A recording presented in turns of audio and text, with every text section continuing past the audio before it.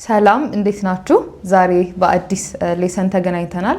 በባለፈው ሌሰናችን ያየነው ከዘመነ መሳፍንት ከዛ በፊትም ሆነ በኋላ ኢትዮጵያ የነበረችበት ኮንዲሽን ምን ይመስል ነበረ፣ የነበሩ ነገስታት እንዲሁም ደግሞ ሴንትራል የሆነ ፓወር እንዲኖር በተለይ ሶስት ንጉሶች የተጫወቱት ሚና አይተናል። ኪንግ ቴዎድሮስ፣ ኪንግ ዮሐንስ ኤንድ ኪንግ ሚኒሊክ። የነዚህን ሶስት ነገስታት በተለይ ኢትዮጵያ ላይ ሴንትራል ፓወር እንዲኖርና ሀገሪቷ አንድ እንድትሆን ያደረጉትን የራሳቸውን አስተዋጽኦ አይተናል። ያቆምነው ሚኒሊክ ከነገሰ በኋላ ነው። ንጉስ ሚኒሊክ ከነገሰ በኋላ እንግዲህ በጣም ኤክስፓንሽኒስት የሚባል ሰው እንደሆነ ቀደም ባለው ሌሰናችን ሜንሽን አድርገናል። ከነንጉስ አምደ ጽዮን በፊት ከነበሩ ኤክስፓንሽኒስት ናቸው ከሚባሉ ነገስታት ቀዳሚውን ስፍራ የሚይዝ ነው ንጉስ ሚኒሊክ ማለት ነው። እንግዲህ ንጉስ ሚኒሊክ በተለይ ወደ ንግስና ከመጣ በኋላ ኤምፐረር ኦፍ ኢትዮጵያ ተብሎ ከተሾመ በኋላ ወደ ተለያዩ በተለይ ወደ ሳውዝ ኢስተርን አካባቢ ብዙ ኤክስፓንሽኖችን አድርጓል። በጣም ሊስፋፋ የሞከረ ሰው ነበረ። በዚህ ሙከራውም ተሳክቶለታል። ስለዚህ በዚህ ሌሰን የምናየው ወደ አካባቢዎች እንደተስፋፋ ምን አይነት ሜጀሮችን እንደተጠቀመ ነው የምንመለከተው ማለት ነው።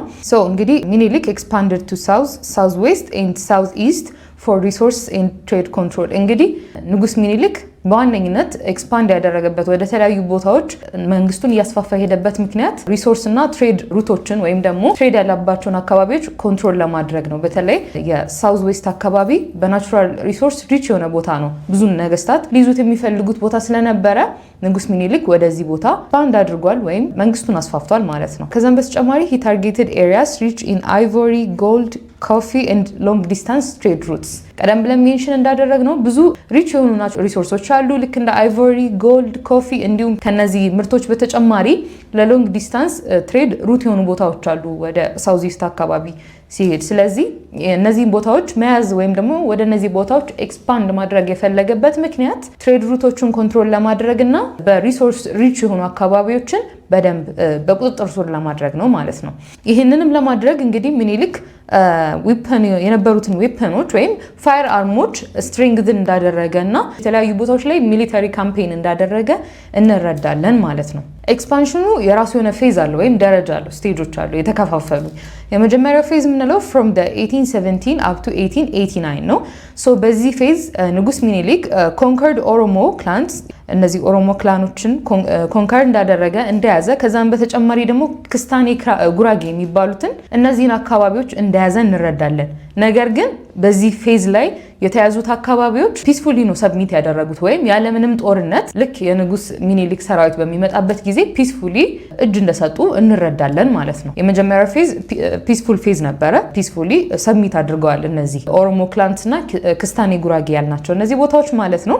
እዚህ ቦታ ላይ ግን ከነዚህ ሁለት ቦታዎች ውጪ በተለይ ጉራጌ ስቴቶች ላይ ሬዚስት ያደረጉ ነበሩ። የኪንግ ሚኒሊክን ወይም በወቅቱ የነበረውን የሸዋ ኪንግደም መስፋፋትን የሚቃወሙና እጅ አንሰጥም ያሉ አካባቢዎች ነበሩ ጉራጌ ውስጥ። ከነዚህም ቦታዎች አንዱ ላይ ሐሰን ኢንጃሞ የተባለው ሰውዬ የሚመራው ግሩፕ ነበር። ይህ ግሩፕ የአጼ ሚኒሊክን ፎርስ በከባዱ ሬዚስት ያደረገ የተቃወመ እንደነበረ እንረዳለን። ነገር ግን በጣም ቢቃወሙም በ1888 ሙሉ ለሙሉ ዲፊት እንደተደረጉና ከሸዋን ኪንግደም ወይም ከአጼ ሚኒሊክ ኪንግደም ውስጥ እንደተጠቃለሉ እንረዳለን ማለት ነው።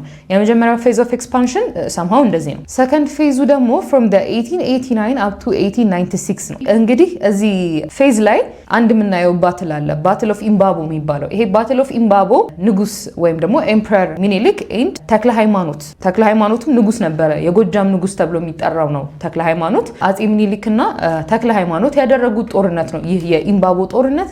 በዚህ ኢምባቦ ጦርነት ላይ ተክለ ሃይማኖት ሙሉ ለሙሉ ዲፊት ተደርጎ የተክለ ሃይማኖት ያስተዳድረው ወይም ንጉስ ተክለ ሃይማኖት ያስተዳድረው የነበረው ቦታ ሙሉ ለሙሉ ከሸዋን ኪንግደም ወይም ከአጼ ሚኒሊክ ኪንግደም ጋር እንደተጠቃለለ እንረዳለን ማለት ነው። ሰርድ ፌዝ የምናየው ደግሞ from the 1896 up to the 1900 ነው።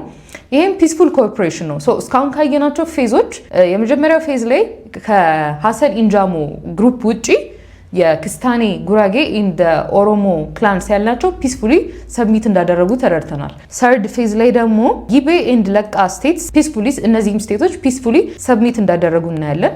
እዚህ ለቃ ስቴትስ የሚለው ላይ ለቃ ቀለም ኤንድ ለቃ ነቀምት የሚባሉ ሁለት ስቴቶች አሉ። እዚህ ውስጥ ሰብ ዲቪዥን ናቸው። የለቃ ስቴትስ ለቃ ቀለም ኤንድ ለቃ ነቀምት ተብሎ ይከፋፈላሉ። እነዚህ ሁለት ቦታዎች ሙሉ ለሙሉ ፒስፉሊ ለአጼ ሚኒሊክ እንደተጠቃለሉ እንረዳለን ማለት ነው። ከዛም በተጨማሪ እንግዲህ እስካሁን ባየናቸው ኤክስፓንሽን ፌዞች አጼ ምኒልክ ድልን እያገኘ እንደመጣ እንረዳለን። ይሁንና ግን በደንብ ኤክስፓንድ እያደረገ ሲሄድና ወደ አርሲ አካባቢዎች ጋር ሲደርስ ግን በጣም ብለድ የሆኑ ዋሮች እንደነበሩ በጣም ከባድ የሆነ ሬዚስታንስ ፍሮም ዘ ፒፕል እንደገጠመው እንረዳለን። አጼ ምኒልክ በወቅቱ ከነበሩት ግሩፖች ጋር ማለት ነው። በጣም ብለድ የሆነ ጦርነት አድርጓል ተብሎ የሚታሰበው አርሲና ሀረር አካባቢ ከዛም በተጨማሪ ወላይታ አካባቢ የወላይታን ኪንግደም ወደ ራሱ ግዛት ለማጠቃለል ባደረገው ጦርነት በጣም ብዙ ሺህ ሰዎች አልቀዋል። ኢትዮጵያውያን በጣም ብዙ ንብረት ወድሟል። ከሁለቱም ከሚዋጋው ወገን በጣም ብለድ የሆኑ ጦርነቶችን አድርጓል የሚባለው ከዚህ በኋላ ወዳሉት አካባቢዎች ነው ማለት ነው። አርሲ ኦሮሞ ሬዚስትድ ፎር 4 years። እንግዲህ አርሲ ኦሮሞ የተባሉት እዚህ አካባቢ ላይ ያሉት ሰዎች 4 ዓመት ሙሉ የአጼ ምኒልክን ወይም ደግሞ በወቅቱ የነበረውን የሸዋ ኪንግደም ኤክስፓንሽን አንቀበልም ብለው በጣም ሲታገሉ እንደነበረ እንረዳለን ማለት ነው። ከዛም መጨረሻ ላይ ግን 4 ዓመት ሙሉ ሬዚስት እያደረጉ ቢቆዩም አዙሌ የተባለው ጦርነት ላይ ዲፊት እንደተደረጉ እንረዳለን። እንግዲህ ዲፊት የተደረጉበት አንደኛው ምክንያት ኤምፐረር ሚኒሊክ ኤክስፓንድ በሚያደርግበት ጊዜ እንደነዚህ አይነት ከባድ ሬዚስታንሶች እንደሚገጥሙት አውቋል ወይም ቀድሞ ተረድቷል።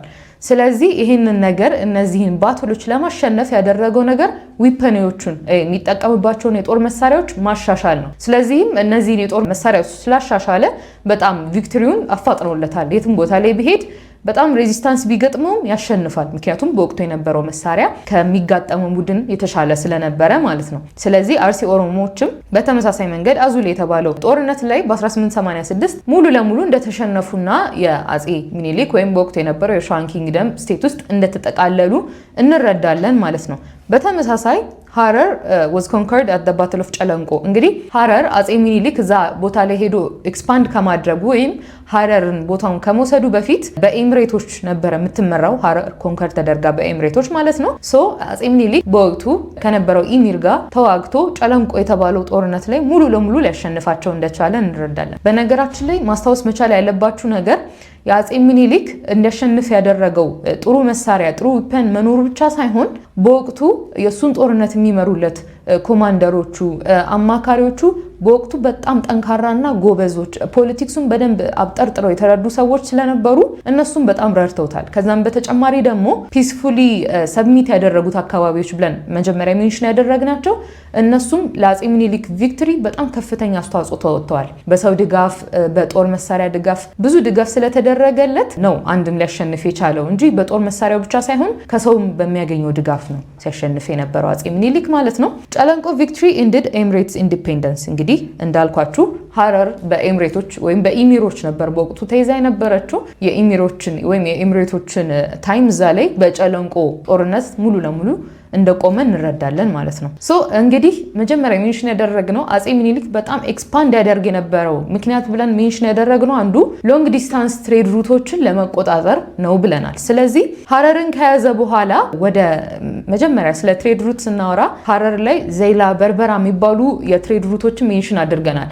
እነዚህም ወደ ቀይ ባህር እንደሚወስዱ ተረድተናል። ቀይ ባህር ደግሞ በወቅቱ ለሎንግ ዲስታንስ ትሬድ ሴንተር የሆነ ቦታ እንደነበረ እንረዳለን። ስለዚህ እቺን ሀረርን ከያዘ በኋላ አጼ ሚኒሊክ ለኢስተርን ትሬድ ሩት ኮንትሮል እንዳገኘ ኢዚ እንደሆነለት መንገዱ እንረዳለን ማለት ነው። ስለዚህ በአንድ ድንጋይ ሁለት ወፍ ሆነለት ማለት ነው። ቴሪቶሪውን አስፋፋ፣ ኤክስፓንድ አደረገ። ከዛም በተጨማሪ ደግሞ ሪች የሆኑ ሪሶርሶችን አገኘ። ፋይናሊ ደግሞ የሎንግ ዲስታንስ ትሬድ ሩት የሆኑ ቦታዎችን ሴንተር የሆኑ ቦታዎችን ኮንትሮል አድርጎ እንደነበረ እንረዳለን ማለት ነው።